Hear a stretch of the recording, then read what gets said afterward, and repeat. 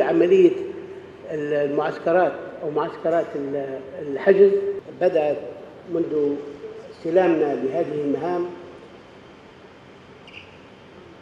مشكلة الهجرة وهي التي تؤرق كثير من الدول وكثير من البشر. نرى طبعا نحن في البحر الأبيض المتوسط، وهو هذا البحر الذي يفصل شمال البحر الأبيض المتوسط وجنوب، وليس في الصحراء وليست في معسكرات الحجز في ليبيا أو في أوروبا، ويهان هذا المواطن الأفريقي. قلنا لنعمل مشروعات حقيقية لاستقرار ونجعل الدول، خصوصا الدول الجارة لليبيا، وممكن حتى يبعد المشروع لأكثر من الدول الجارة، لدعم هؤلاء الحكومات وهذه الدول لوقف أو أخذ موقف منهم لاستقرار أبنائهم وأهلهم.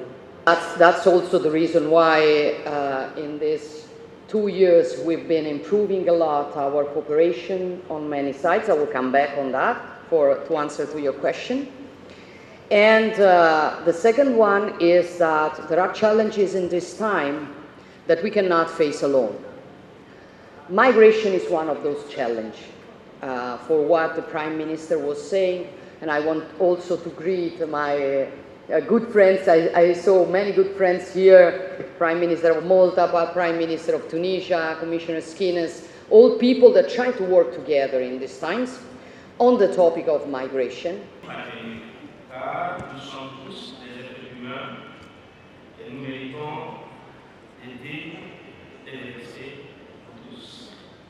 بالدعوات في الداخل التونسي لا سيما من النخب التونسية التي Il y a eu de fausses informations. Tout ce que je peux dire, c'est que la Tunisie ne saurait être une terre de transit ni une terre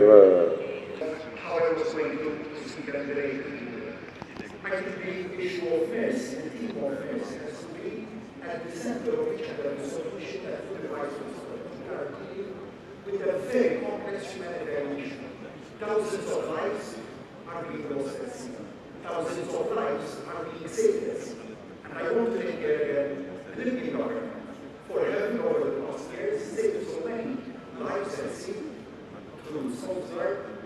And that is why we are thinking about a very complex issue. For a good solution to this complex phenomenon, however, always putting the lives of vulnerable people and giving them of primary priority. Reduce the level of irregular departure. So this is a relationship that of course has to be centered not only on fighting smugglers, on controlling borders, on saving people at sea, but also in providing human-centric, rights-based approach to everybody, especially the most vulnerable.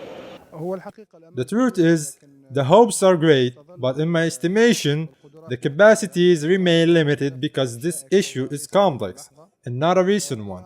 I believe that given Libya's current political division and institutional fragmentation, it is difficult for the country to contribute significantly to this issue.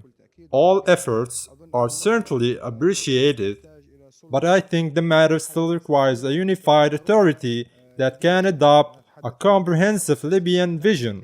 I am not talking about the vision of a particular political faction.